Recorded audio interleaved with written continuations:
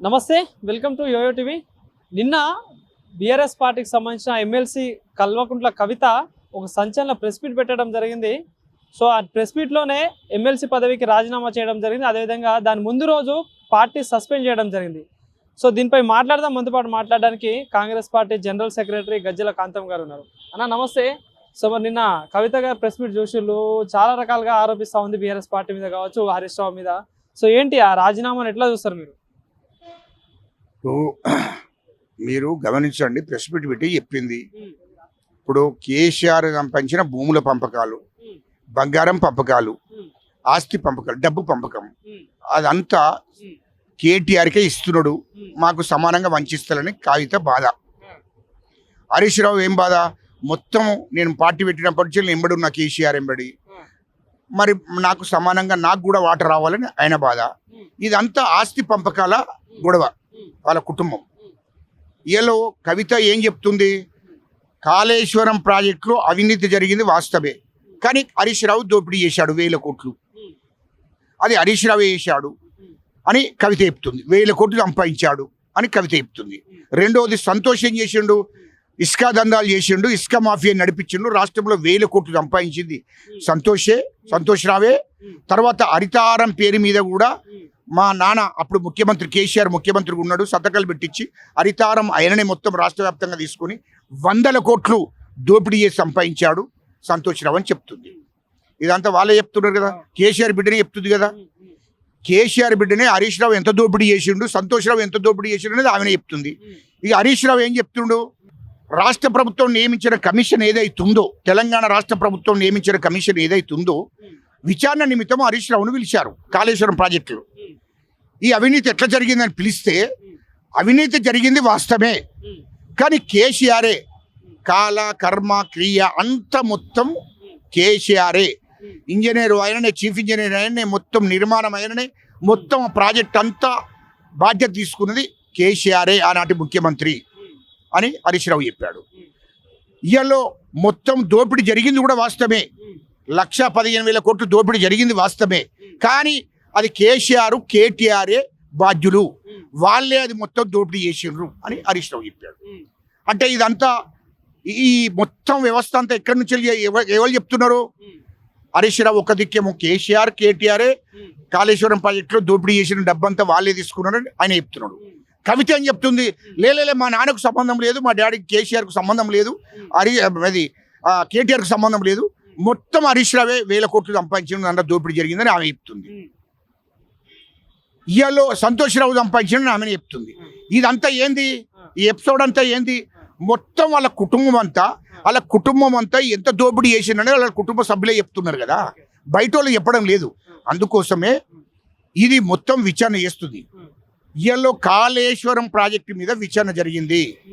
ప్రభుత్వం నియమించిన కమిషన్ ఏదైతుందో దాని మీద మొత్తం విచారణ చేసి రాష్ట్ర కాంగ్రెస్ ప్రభుత్వానికి ఆ నివేదిక సమర్పించారు. సొంత పార్టీ నేతనే కావచ్చు, అదేవిధంగా సొంత ఇంట్లో ఉన్న మనిషే మరి సొంత వాళ్ళ మీద ఇంట్లో ఆరోపణ చేస్తా ఉంది. మరి దీనిపై కాంగ్రెస్ పార్టీ మరి ఇలాంటి విచారణ చేసి మన యాక్షన్ తీసుకోబోతుందా? అందుకోసమే కాళేశ్వరం ప్రాజెక్టు మీద విచారణ జరిగింది. కమిషన్ విచారణ చేసి ఆ విచారణ నివేదిక రాష్ట్ర ప్రభుత్వానికి ఇవ్వడం జరిగింది. రాష్ట్ర ప్రభుత్వం మొన్న అసెంబ్లీని ఏర్పాటు చేసి మా ముఖ్యమంత్రి రేవంత్ రెడ్డి గారు అసెంబ్లీలోనే కాళేశ్వరం ప్రాజెక్టులో ఎంత అవినీతి జరిగిందో చెప్పడం జరిగింది. అది అసెంబ్లీ తీర్మానం కూడా చేయడం జరిగింది.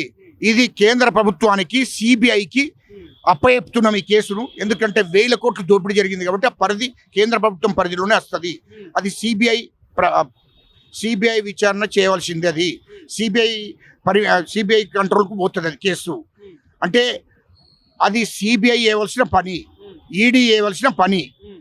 కాబట్టి ఈడీ సిబిఐ ఎవరి కంట్రోల్ ఉంటుంది? కేంద్ర ప్రభుత్వం కంట్రోల్ ఉంటుంది. అందుకోసమే కేంద్ర ప్రభుత్వానికి అప్పచెప్పడం జరిగింది. దీని మీద విచారణ మొత్తం చేసినాక కేసీఆర్ కేటీఆర్ హరీష్ రావు జైలుకు పోక తప్పదు, టీఆర్ జైలుకు పోతారు, బీఆర్ఎస్ పార్టీ ఖతమైపోతుంది.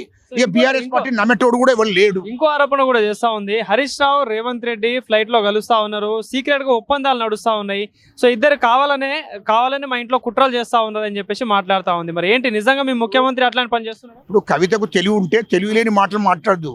కవిత గారు, నువ్వు తెలివి లేని మాటలు మాట్లాడకు, తెలివి ఉన్న మాటలు మాట్లాడాలి. ఎందుకంటే అవినీతి పరులను మా ముఖ్యమంత్రి గారు ఎందుకు రానిస్తారు దగ్గరికి? మా ముఖ్యమంత్రి రేవంత్ రెడ్డి గారు ఈ రాష్ట్ర ప్రజల కోసం 18 గంటలు పనిచేస్తున్నాడు. రూపాయికి జీతం అంటే రూపాయి కూడా అవినీతి జరగకుండా తెలంగాణ ప్రజల కోసం, తెలంగాణ ప్రజా బాగోగుల కోసం 18 గంటలు పనిచేస్తున్నాడు. మా కేబినెట్ మంత్రులంతా 18 గంటలు పనిచేస్తున్నాడు. మా మహేష్ గౌడ్ గారు పిసిసి అధ్యక్షుడు కూడా తెలంగాణ ప్రజల కోసం పనిచేస్తున్నాడు. ఇది ప్రజా పరిపాలన. అవినీతి వాళ్ళని ఎప్పుడు కూడా దగ్గర రానియరు. అవినీతి పరులంతా మీ కుటుంబంలో ఉన్నారు.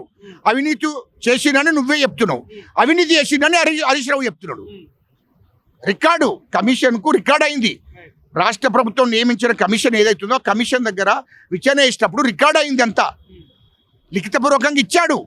ఎవరు? ఇది కేసీఆర్ కేటీఆర్ నిజమే, కాళేశ్వరం ప్రాజెక్టులో అవినీతి జరిగింది వాస్తవమే, దోపిడీ జరిగింది వాస్తవమే, కానీ అది కేసీఆర్ కేటీఆర్ దోపిడీ చేశారు అని దోసుకున్నారని ఆయనే చెప్పాడు. ఇప్పుడు అందుకోసమే నేను ఒకటే చెప్తున్నా, ఇలా రాష్ట్ర వ్యాప్తంగా కూడా అన్ని శాఖలలో కూడా 10 ఏళ్ళు ముఖ్యమంత్రి కేసీఆర్ ఉన్నప్పుడు అన్ని శాఖలలో కూడా దోపిడీ జరిగింది. 1000 కోట్లు 1,00,000 కోట్లు దోపిడీ చేశారు. ఆ డబ్బంతా కేసీఆర్ కేటీఆర్ హరీష్ రావు. హరీష్ రావు ఏమో సింగపూర్లో పెట్టుకున్నాడు పెద్ద కంపెనీలో. ఇవాళ కేసీఆర్ కేటీఆర్ మొత్తం అమెరికాలో, దుబాయ్లో, లండన్లో వ్యాపారాల్లో పెట్టారు. పెద్ద పెద్ద కంపెనీలు పెట్టారు. అక్కడ 1,00,000 కోట్లు పెట్టుబడులు పెట్టారు. ఇవాళ 100 కోట్లతో ఇల్లు కట్టుకున్నాడు. ఇవాళ కేటీఆర్ 500 కోట్లతో ఇల్లు కట్టుకున్నాడు. ఫామ్ హౌస్ 100 కోట్లతో కట్టాడు. హరీష్ రావు 100 కోట్లతో ఫామ్ హౌస్ పెట్టుకున్నాడు. ఇవాళ కవిత 100 కోట్లతో ఫామ్ హౌస్. ఇవన్నీ ఎక్కడి నుండి వచ్చినాయి? ఇవాళ 200 కోట్లతో ఇల్లు కట్టుకున్నది. ఎక్కడి నుంచి వచ్చినాయి ఈ ఆస్తులన్నీ? అందుకోసం ఈ తెలంగాణ ప్రజలకు చెప్పాలి. ఇవాళ టీఆర్ఎస్ పార్టీ, ఇలా బీఆర్ఎస్ పార్టీ, హరీష్ రావు కేటీఆర్ కేసీఆర్ మొత్తం ధర్నాలు చేయండి, నిరసనలు తెలిపండి బీఆర్ఎస్ కార్యకర్తలకు చెప్తున్నారు. మీరు దోపిడీ చేసిన డబ్బంతా మరి వీటి గురించి కూడా చెప్పాలి కదా ప్రజలకు. ఈ దోపిడీ చేసిన డబ్బంతా మరి ఈ బీఆర్ఎస్ కార్యకర్తలకు ఇచ్చిర్రా? మరి ఇవ్వలేదు కదా. మరి తెలంగాణ ప్రజల నిరుపేదలకు ఇచ్చిర్రా? ఇవ్వలేదు కదా. ఈ తెలంగాణ ప్రజల సొమ్ము, ప్రభుత్వం సొమ్ము, ఖచ్చితంగా అవన్నీ రికవరీ చేయవలసిందే. ఇంకోటన్నా, ఇప్పుడు ఇంకోటి అంటే కొత్త పార్టీ పెట్టబోతుంది, అదేవిధంగా కాంగ్రెస్ లో రాబోతుందని కూడా ఒక వార్త అయితే చక్కర్లు కొడుతుంది. ఏంది మరి నిజంగా ఎట్లా ఉండబోతుంది రాబోయే రోజుల్లో రాజకీయాలు? అవినీతి పరులను మా కాంగ్రెస్ పార్టీ దగ్గర రానియది, మా ముఖ్యమంత్రి గారు దగ్గర రానియరు. ఎందుకంటే ప్రజల కోసం పనిచేస్తున్న మా ముఖ్యమంత్రి గారు అవినీతి పరులను ఎవరు పార్టీలు ఏర్చుకోరు. ఈ రాష్ట్రాన్ని దోసుకున్నోళ్ళను, ఈ రాష్ట్రాన్ని ముంచినోళ్ళను, ఈ ప్రభుత్వాన్ని దోసుకున్నోళ్ళను వాళ్ళ కుటుంబం, కేసీఆర్ కుటుంబం నుంచి వెళ్ళి మనం కాంగ్రెస్ పార్టీలు ఎందుకు చేర్చుకుంటారే? అట్లా చేర్చుకునే ప్రసక్తే లేదు. అదంతా తప్పు. ఖచ్చితంగా అవన్నిటి మీద కూడా కేసీఆర్ కుటుంబం మీద న్యాయ విచారణ జరుగుతుంది. విద్యుత్ మీద కూడా విచారణ జరుగుతుంది. వాళ్ళు కార్ రేసింగ్లో కేటీఆర్ మీద కూడా విచారణ జరుగుతుంది. ఖచ్చితంగా అన్నిటి మీద విచారణ జరుగుతుంది. వాళ్ళు ఖచ్చితంగా తిహార్ జైలుకు ఒక తప్పదని చెప్తున్నారు. Thank you.